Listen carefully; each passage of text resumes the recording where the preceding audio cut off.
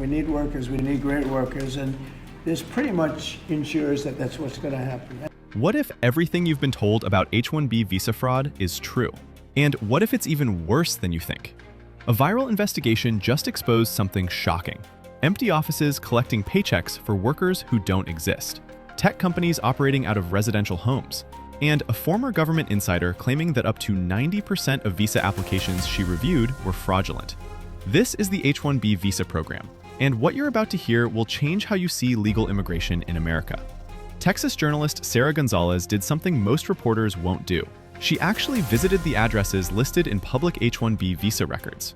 What she found was disturbing. One company called Quibbitz Tech Systems filed 13 H-1B visa applications in 2025. According to USCIS data, 12 were approved. That means 12 foreign workers were supposedly hired to work at this tech company. So where's the office? It's a house, a residential home in Texas. Watch what happens when Sarah knocks on the door and asks the owner where his 12 employees are. Hi, are you Hari? Yeah. Hi. I was wondering, I was just looking for more information on Quibbitz technology. Can I call cops? I can't. Yeah, sure. I would love for the cops to come out here. I just have some questions about the H-1B visa workers that you...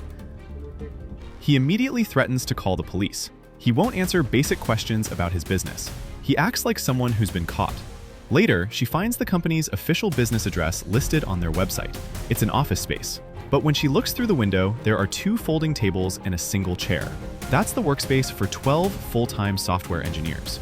This isn't an isolated case. Sarah visited dozens of addresses across North Texas. The pattern repeated. Empty lots, abandoned strip malls, residential addresses, ghost companies collecting visa approvals for workers who seem to vanish into thin air. But the real bombshell comes from inside the system itself. A former U.S. consular officer worked at the American consulate in Chennai, India from 2005 to 2007. Her job was to interview visa applicants and decide who gets into America. During those 2 years, she personally processed 51,000 visa applications, and she says the fraud was absolutely everywhere. Her estimate? Between 80 and 90% of the H-1B applications she reviewed involved some form of fraud. A former junior US visa officer posted in Chennai. She handled thousands of applications. She saw the files every single day, and what she describes is deeply disturbing. She calls the Chennai consulate the H-1B fraud capital of the world. Fake university degrees, forged bank statements, manufactured job offers, bribery, document mills. She describes an entire district in Hyderabad, India called a Mirpet. Store after store, all selling the same thing. Fake credentials, counterfeit degrees, forged transcripts, fabricated property documents. Everything you need to fool the American visa system. And it wasn't just individuals trying to sneak in. According to her testimony, this was an industrialized operation. Consultancies run by politicians. Organized networks charging thousands of dollars to create fraudulent applications. Even people paying others to stand in for them during job interviews. Here's the most disturbing part. When she and her colleagues set up a fraud detection task force to crack down on this, they were shut down. They were called a rogue operation. Political pressure came from Indian officials who contacted the American ambassador in Delhi. The State Department told them to stop investigating and keep approving visas. Why? Because powerful people were making money from the scam. Indian politicians owned some of these visa consultancies. American companies were getting cheap labor. Everyone was profiting except American workers. Let's talk about who actually gets hurt by this. According to the National Resident Matching Program, in 2024 alone, over 9,000 American students graduated from medical school but couldn't get a residency placement. You know who did get those spots? According to ECFMG data, over 5,000 foreign-born doctors received residencies in 2023. Now, some of those foreign doctors are brilliant and legitimately qualified. But when you have thousands of American graduates who can't get training in their own country, while foreign applicants with potentially fake credentials are taking those slots, something is broken. And it's not just doctors. Sarah's investigation found H-1B visas approved for elementary school teachers, middle school math teachers, athletic trainers, and basic IT support jobs. These aren't specialized roles that Americans can't fill. These are everyday jobs. Software engineers started contacting Sarah with the same story over and over. I lost my job when an Indian manager was hired and brought over all his friends from India. They refused to hire anyone who wasn't from their network. The Economic Policy Institute has documented that H-1B workers are often paid below market rates, especially when hired through staffing agencies. So not only are American workers losing opportunities, but the foreign workers themselves are being exploited. The visa gets approved because USCIS doesn't have the resources to verify every document. They're processing hundreds of thousands of applications. Site visits to company locations almost never happen. How would they verify a degree from a random university in India? The worker arrives in America. They're now tied to their sponsoring company. If they lose that job, they have 60 days to find another sponsor, or they have to leave the country. This creates a power dynamic where workers will accept lower pay and worse conditions because they're desperate to stay. The company profits by paying below market rates. The staffing agency profits by taking a cut. The consultancy in India profits by charging the next batch of applicants. And American workers who could do these jobs are either unemployed or forced to train their own replacements.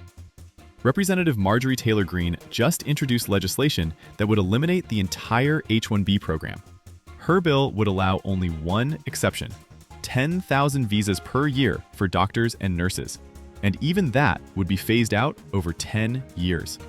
Her reasoning is simple.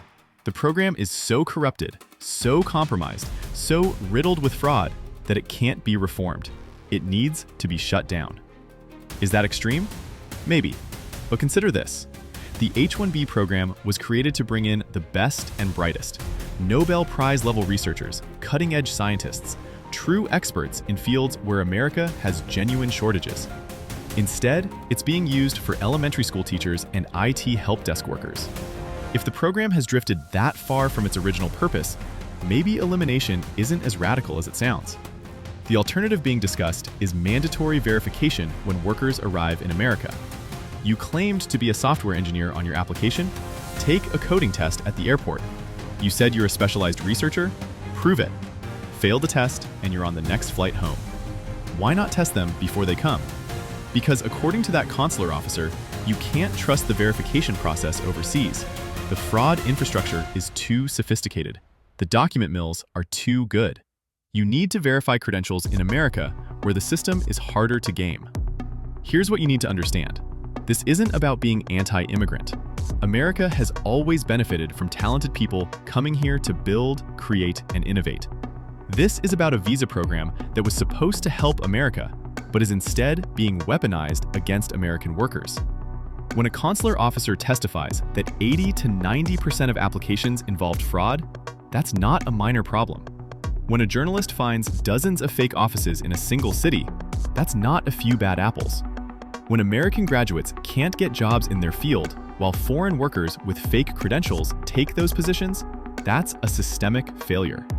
The current H-1B cap is 85,000 visas per year, according to USCIS. But how many of those are legitimate? If the fraud rate is anywhere close to what that consular officer described, we could be talking about tens of thousands of fraudulent visas approved every single year. And nobody is doing anything about it. The fraud detection unit was shut down. Political pressure keeps the visas flowing. The money keeps flowing to the consultancies and staffing agencies, and American workers keep getting pushed out of their own job market. The H-1B visa program is supposed to be temporary. Workers come for specialized projects, then return home. Instead, it's become a pipeline for permanent immigration, wage suppression, and, according to these investigations, massive fraud. So, what's the solution? Some say reform, increase enforcement, require wage parity, do site visits, verify credentials properly. Others say the corruption runs too deep. Shut it down. Invest in training American workers instead. Stop relying on foreign labor to fill gaps we should be closing ourselves. What's clear is that the current system isn't working. Not for American workers who can't get jobs, not for honest foreign applicants who play by the rules, and not for America's economic future. The only people benefiting are the ones gaming the system. The fake companies, the document mills, the corrupt consultancies, and the corporations that profit from cheap, exploitable labor. This story is just breaking. More investigations are coming, more whistleblowers are speaking out, and more Americans are waking up to what's been happening in plain sight. The question is, will anything actually change? Or will political pressure and corporate interests keep this broken system running for another 20 years? Drop your thoughts in the comments, especially if you've experienced this firsthand. if you work in tech or healthcare, or if you have information about visa fraud in your area. Thank you for watching, and I'll see you in the next video.